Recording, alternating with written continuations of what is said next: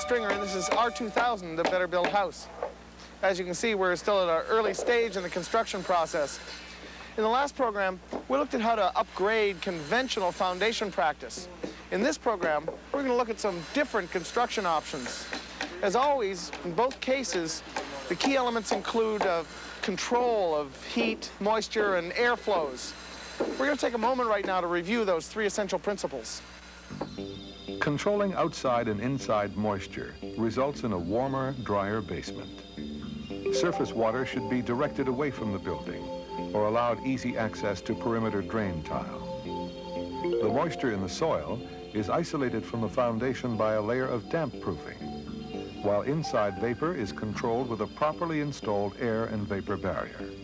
Relatively high levels of insulation are used in the better built basement all the way to the footings to slow the flow of escaping heat and to provide a warmer interior. Finally, an effective air barrier is installed to prevent cold drafts and excessive heat losses. I think it's about time to put Oliver to work. Hey, Oliver! He's talking again. Never get two builders in one spot. What have you got in store for us today? Well, we've been looking at the way in which you insulate conventional masonry walls, foundation walls.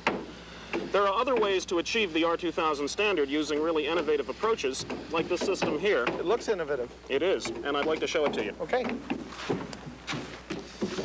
Well, I have to confess, using wood as a foundation is still a weird concept to me. What are the advantages? There are quite a number of advantages, David. There's only one crew on this site. What that means is that you don't need any mason, you don't need any concrete, there are no concrete footings, there are no forms. It's very, very simple to put up, and it goes up very rapidly. That has major advantages when you start looking at winter construction, because, for example, you don't need heated concrete. You can go into the ground very quickly, insulate everything, and close it over. Another thing that builders really like about the system is the fact that you can do your interior finish just exactly as though it were above-grade walls. You simply drywall directly over the preserved wood. It sounds like a magic system, but do you really feel confident about putting a bunch of wood and covering it up with dirt and expecting it to last? Well, I do, actually. The material that it's treated with is called copper naphthenate. And the wood has been very deeply scored to ensure that that naphthenate sinks very deeply into the wood, so you get a really good pressure treatment. It's exactly the same kind of material that they use for decks and that kind of thing, but it's been very much more heavily treated. And the other thing that's interesting is that wherever it's been cut, the ends have then been treated to ensure that there isn't going to be any method of penetration for water in an area that hasn't had adequate treatment. And always it should have a CSA approval. It must have a Canadian Standards Association stamp. Is this a newfangled system? How long have people been using it? Well, actually, it's been around longer than you think. The first preserved wood foundation was constructed in the early 1960s as a project of the Canadian Home Builders Association, the Canadian government, and several research organizations. The foundations of a large number of these houses have been extensively monitored since that date without any sign of degradation. Past developments and improvements to the system have been integrated into a standard detailing required installation practices. The standard is published by the Canadian Standards Association. It's very important when building with this system that the standard be followed because it will ensure long-term performance of the system. So how common are these preserved wood foundations? Actually, they're very common. Estimates have it that there's some 30,000 of them in Canada, and there are a whole bunch more in the States. Well, why haven't I ever really run across one before? Their acceptance, their market acceptance is very regional. They're accepted widely in the prairies and in the north, and there are some places in the country where they simply don't have ready mixed concrete available to them. We don't happen to be in an area where there are very many, that's all. I have a little question, Oliver. No one on the entire site seems to be concerned that there's a lake here in the basement. Is this water going to be a problem? No, it's not a problem at all, David. What you can't see here is that there's a sump that's underneath this area where we're standing, and there are 6 inches of gravel across the entire site. We're able to collect that water and pump it out to grade so that it's never going to bother us at all. The gravel is very, very free-flowing, so any water that comes in around the perimeter of the foundation is also drawn into that sump and then pumped out. We don't happen to have the pumps running at the moment because we're under construction. So this is a little different, but when we actually get to building the foundation, it looks like conventional framing. Is it done like conventional framing? Well, that's the very beauty of the system. It is extremely like conventional framing, but there are a couple of details I'd like to show you, and there's a good place to see it in a hole just on the other side of this site. Well, David, this is what I wanted to show you. This wall is ready to go up. So the implication of that is that this board that's just laying on the ground here is actually a footing. You got it. In this case, we're looking at a 2x10. It could be a 2x8, and all it's doing is distributing the load from the building onto the gravel. It's quite interesting. That seems like it might be interesting to level. Oh, it can be really difficult. You got to shoot all the plates with a transit. Some of the guys like to use a concrete footing because it's just a little bit more conventional and easier. But if you do that, you've got to be very, very careful that you ensure good drainage, that the footing doesn't block that drainage off. Some of the guys put tubing through the footing or leave holes in it just to make sure that there's good drainage. Okay, looks like pretty conventional wall framing, except there's an awful lot of hardware around that window opening. What's that all about? Let's take a look.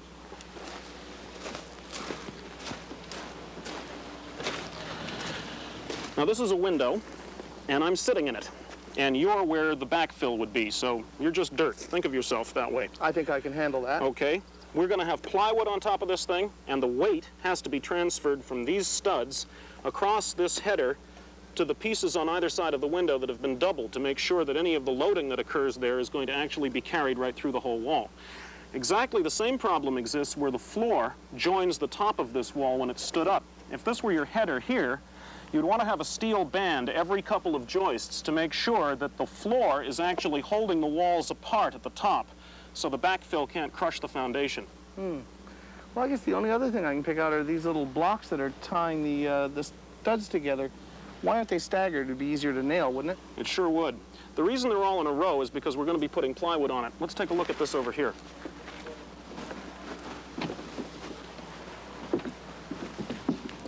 That row of blocks we were looking at is right underneath this horizontal joint.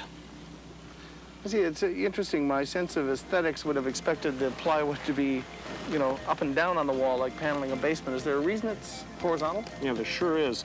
The plywood is stronger along its length because there are more plies in the plywood running in that direction than along its width. We want to make sure we get the maximum strength out of this wall, and as a result, the plywood is laid across the studs. Therefore, you wind up with this horizontal joint. And speaking of the joint, it looks like you guys are serious about being tight here. It's all been set into a bead of caulking when the plywood was put on, and then the caulking is smeared across the joint to make sure it's watertight. The plywood is also nailed with these stainless steel nails, which are 30 cents a piece. I guess you don't want to drop too many of those out of your pocket. Sure don't. Now, that's all in aid of the wall being strong because there's going to be a lot of dirt on it, and that dirt's going to be moist. Is this it? Do we just finish to here? No, you'll notice there's a sheen on the plywood. Well, that sheen is an elastomeric coating. It's a sealant, which ensures that no humidity will get inside that plywood at all. And there's another way to do that I'd like to show you as well. You can take some 10 mil poly and lay it right down over the wall, which is good both for waterproofing and to create a slip joint between the soil and the wall itself. And that then can be treated above grade using a strip of plywood, preserved ply that's simply nailed over the whole thing. And in fact, you can use that same plywood as a protection for other insulations if you're working on the exterior of a foundation wall. What's really neat about this system is that it enables you to get a lot of insulation inside the wall itself. It's not outside the foundation, it's not inside the foundation, it's right in the wall. And that very same system can be used when you're looking at floors, and I want to show you that. Okay.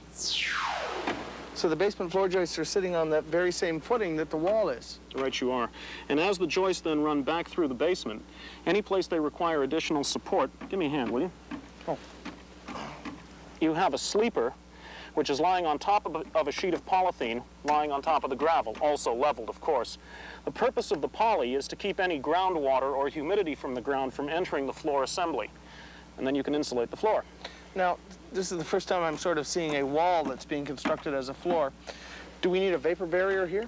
You bet you do.